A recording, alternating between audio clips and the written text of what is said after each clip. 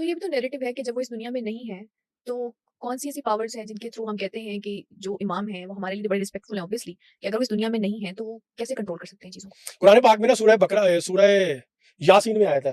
ہم نے ہر آیت نمبر 12 میں عربی نہیں پڑھتا, وہ لوگ فتوے لگاتے ہیں کہ جی یہ کیا وہ کیا.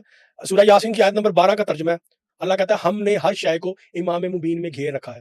امام مبین میں, اب جب امام مبین کی آپ تفسیر پڑھیں گے تو رسول خدا صلی اللہ علیہ وسلم نے بتایا کہ امام مبین سے مراد مولا علی علیہ السلام ہے. ٹھیک ہے, امامت چلتی رہے گی.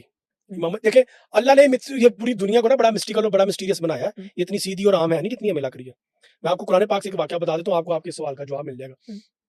سورہ نمل میں یہ واقعہ, حضرت سلیمان علیہ السلام اللہ کے وہ پیغمبر ہیں جنہوں نے اللہ سے مانگ کے یہ حکومت لی تھی. جنات, چرند پرند, ہوا, بادل, ہر چیز کنٹرول میں, ہر چیز کو سننا, سینس کرنا, کمیونیکیٹ کرنا. چونٹیوں تک کی گفتگو سن لیتے تھے. سنے ہوں گے آپ نے واقعات, یہ موجود ہے, ان سے ڈینائی نہیں کر سکتے. اب وہی حضرت سلیمان علیہ السلام ملکہ بلقیس کا ایک ملکہ کا تخت منگوانا چاہتے ہیں, جو تخت ان سے اتنا دور ہے کہ 6 مہینے جانے کا سفر ہے, 6 مہینے آنے کا سفر, 1 سال کی مسافت. وہ اللہ سے دعا کر کے کہتے ہیں اللہ پاک مجھے وہ تخت منگا کے دے. انہوں نے اپنے دربار میں کیوں اعلان کیا تھا؟ حضرت سلیمان علیہ السلام نے اپنے دربار میں اعلان کیا تھا کون ہے تم میں سے جو ملکہ بلقیس کا تخت لے کر آئے. اب اس وقت انسانوں کے لیے, جس وقت جو انسان موجود تھے, جنات موجود تھے اس دربار میں بیٹھے ہوئے, ان کے لیے وہ ایک انوکھی پہیلی تھی, ایک انوکھا معجزہ تھا, ایک کرامت تھی. جو امپاسبل کام تھا وہ تھا اتنا بڑا تخت, اور آنا بھی جدھر پیدل بندے کے جانے کا 6 مہینے آنے جانے کا سفر ہے, وہ تخت لانے کا تو کتنے سالوں کا سفر بن جائے گا. حضرت سلیمان علیہ السلام کے پاس 70 فرید تھے. فرید کہتا ہے سب سے سپرلیٹو جن, عربی میں لفظ بھی آیا قرآن پاک میں فرید, یہ بھی میں اپنی طرف سے نہیں کہہ رہا. کچھ افرید تھے, افرید نے کہا جی میں آپ کی محفل ختم ہونے سے پہلے منگا لوں گا. حضرت سلیمان علیہ السلام نے کہا نہیں مجھے اس سے بھی جلدی چاہیے. پھر ان کے جو مشیر تھے حضرت آصف بن برقیہ, انہوں نے کہا میں آپ کی چشمے زدن سے پہلے آپ کے پہلو میں منگوا لوں گا. آپ نے یہ پلک جھپک رہی ہے نا, پلک جھپکنے کو جب واپس جاتی ہے اس کو کہتے ہیں چشمے زدن. یہ جھپکنے کے بعد واپس نہیں جائے گی اپنی جگہ پہ, اس سے پہلے تخت پہلو میں آ گیا تھا. یہ قرآن پاک میں واقعہ لکھا ہوا ہے. اب اس شخص کے پاس کیا تھا؟ علم الکتاب, کتاب کا علم تھا, جسے اسم اعظم کہتے ہیں. وہ 72 اسم اعظم اللہ نے آل محمد کو عطا کیا, اہل بیت کو. ٹوٹل 73 ہے, ایک اللہ نے اپنے پاس رکھا کہ مجھ میں میری مخلوق میں فرق رہے, اور 72 اہل بیت کو عطا کیے. اس میں سے کچھ انبیاء کو بھی عطا کیے جو مردے زندہ کرتے تھے اور جنہوں نے معجزات کر کے دکھائے ہیں.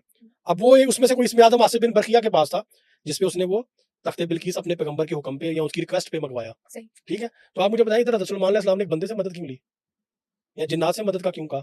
اللہ سے مدد لیتے, اللہ سے دعا کرتے, یا باری تعالیٰ مجھے ملکہ بلقیس کا تخت چاہیے منگوا دے. اللہ نے بھیج دینا تھا, جتنا اللہ نے اتنی بڑی حکومت دے دی. ٹھیک ہے, اب یہ بتانے کا مقصد یہ ہے کہ یہ سب چیزیں ایگزسٹ کرتی ہیں, یہ سب چیزیں موجود ہیں.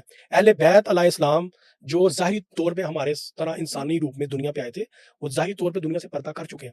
اس وقت وہ ہمیں دیکھتے بھی ہیں, ہمیں سنتے بھی ہیں, ہمارے ساتھ ان کا پورا کنیکشن ہے. امام مہدی علیہ السلام کا فرمان ہے, وہ ان کا ایک شکوہ ہے. امام مہدی جب پیدا ہوئے تھے, انہوں نے 4 سال تک ان کی غیبت, 4 سال تک جب رہے, اس کے بعد ان کی غیبت صغرا شروع ہوئی, وہ کچھ عرصے کی تھی, اس کے بعد وہ غیبت کبریٰ میں چلے گئے. امام مہدی علیہ السلام کا فرمان ہے جو کتابوں کے تھرو ہم تک پہنچا ہے کہ تم کیوں جاتے ہو غیروں کے پاس, مت جایا کرو کسی کے پاس, مت جایا کرو کسی کے پاس اپنی حاجتیں اور باتیں لے کے. مجھ سے مانگا کرو, مجھ سے بات کیا کرو. جب بستر پہ سوتے ہو دائیں کروٹ سر کے نیچے ہاتھ رکھے ایسے بات کرو جیسے اپنی ماں سے بات کرتے ہو. مجھ سے بات کرو, میں تمہیں سنتا ہوں, میں تمہاری ہر بات پوری کروں گا. اور امام مہدی علیہ السلام کا فرمان ہے کہ اگر میں ایک لمحے کے لیے بھی اپنے ماننے والوں, اپنے چاہنے والوں سے اپنی نظریں ہٹا لوں تو ان کے دشمنوں کو فنا کر دیں. نہیں, آپ کی بات بالکل ٹھیک ہے, لیکن پھر وہی نیریٹو, وہ جیسے بات آپ نے کہا کہ بستر کے سر پہ ہاتھ رکھو تو مجھ سے بات کریں, تو وہی بات ہم ڈائریکٹ اللہ سے کیوں نہیں کر سکتے؟ دیکھیں, اللہ سے اگر سب کچھ کرنا ہوتا تو اللہ سب کچھ حلق کیوں کرتا؟ اللہ نے سب کچھ حلق کیوں کیا؟ قرآن پاک میں 25 کے قریب 26 کے قریب آیات ہیں جس میں اللہ نے کہا ہے مجھے تک آنے کے لیے وسیلہ تلاش کرو.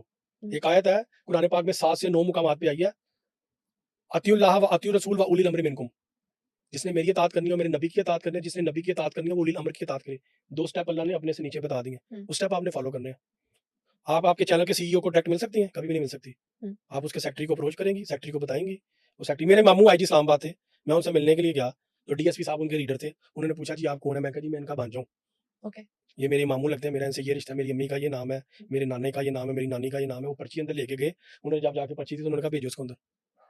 ٹھیک ہے, اللہ رب العزت کے ساتھ ڈائریکٹ بات وہی آگی. میں نے آپ کو واقعہ کیوں کوٹ کیا ہے کہ جب پیغمبر بھی اللہ سے ڈائریکٹ کہہ کے ملکہ بلقیس کا تخت نہیں منگوا رہا تو ہم کیسے ڈائریکٹ ہوں؟ اللہ نے دنیا کا نظام ہمیں بنا کے بتایا کہ اس نظام کے, مجھے بتائیں آپ کی کیا ایج ہے اس وقت؟ 24-25 سال ہوگی. یہ لڑکیوں کی ایج نہیں پوچھنی چاہیے, بڑا سا گناہ ہے. 24 سال کی ایج سب کو پتہ ہے. ٹھیک ہے, اچھا یہ لائٹر موڈ کرنے کے لیے مجھے بتائیں, آپ نے ماشاءاللہ مسلمان ہیں, آپ نے آج تک اللہ سے بڑی دعائیں مانگی ہوں گی. اللہ پاک نے کون سا کام آپ کا ڈائریکٹلی خود کیا؟ کون سا کام کرنے اللہ تعالیٰ ہے؟ obviously جن چیزوں سے ہم گزر رہے ہوتے ہیں انہی کے تھرو ہوتا ہے وسیلہ. اللہ تعالیٰ نے آپ کو خدا کہ ایک نیوز کا اپوائنٹمنٹ لیٹر دیا نہیں دیا. اللہ تعالیٰ نے سورس بنایا, وسیلے بنایا. اس وسیلے اللہ تعالیٰ قرآن میں کہتا ہے میں انسان کی شہرک سے بھی زیادہ قریب ہوں. لیکن روح قبض کرنے کے لیے اسرائیل کو بھیجتا ہے. کیوں؟ جواب دے مجھے آڈینس. کیونکہ کام کرنے کے لیے ڈفرینٹ کام ہاں کرنے کے لیے جی. ڈفرینٹ اپوائنٹمنٹس اللہ لیے. بادشاہ ہے, اللہ کی Yeah. فضیلت کو, اللہ کی شان کو سمجھے. اس نے کوئی کام خود نہیں کرنا سوائے ایک کام کے جس کا قرآن میں وہ کہہ رہا ہے کہ میں نبی اور نبی کی آل پہ درود پڑھتا ہوں. اے ایمان والو تم بھی اور فرشتے بھی اور انسان بھی نبی اور نبی کی آل پہ درود پڑھو. اس کے علاوہ کوئی کام ہمیں نہیں ملتا جو اللہ کہتا ہو کہ میں خود کرتا ہوں. تو کیا ہم اللہ سے ڈائریکٹ نہیں مانگ سکتے؟ دیکھیں ڈائریکٹ کیسے, آپ کے پاس کیا اتھارٹی آپ ڈائریکٹ مانگے؟ جب ہم نماز پڑھ کے دعا مانگتے ہیں ہاں کیا جی. ہم اللہ سے ڈائریکٹ نہیں مانگتے؟ کہ آپ سورہ بقرہ کا ترجمہ سنائیں مجھے. سورہ بقرہ کا ترجمہ مجھے نہیں آتا. نہیں آتا, میں آپ کو بتاتا ہوں. میں آپ کو کرٹکس کے لیے نہیں کہا سورہ بقرہ کا نہیں ترجمہ, شور ایسی کوئی بات نہیں. چھوٹے. اس میں آیت, اس میں ذکر آتا ہے سورہ بقرہ میں, جب یہ آیت ہے نا کہ ہم تجھی سے مدد مانگتے ہیں, ہاں. تجھی سے مدد مانگتے ہیں, اس آیت کے بعد آیت ہے کہ ہمیں ان کے ساتھ شامل کر کے جن پہ تو نے اپنا انعام کیا, نہ ان کے ساتھ جن پہ تو غضبناک ہوا. ہاں. آگے آپ واسطہ کیوں دے رہے ہیں؟ اللہ کو ایگزامپل کیوں دے رہے ہیں؟ اللہ کو مشورہ کیوں دے رہے ہیں آپ پہ؟ دیکھیں یہاں پہ بھی وسیلہ ہے. ہمیں اللہ کو کہ اللہ ہمیں اچھے لوگوں کے ساتھ کر دے, اچھے لوگوں کے گروپ میں ڈال دے, برے لوگوں کے گروپ میں نہ ڈال.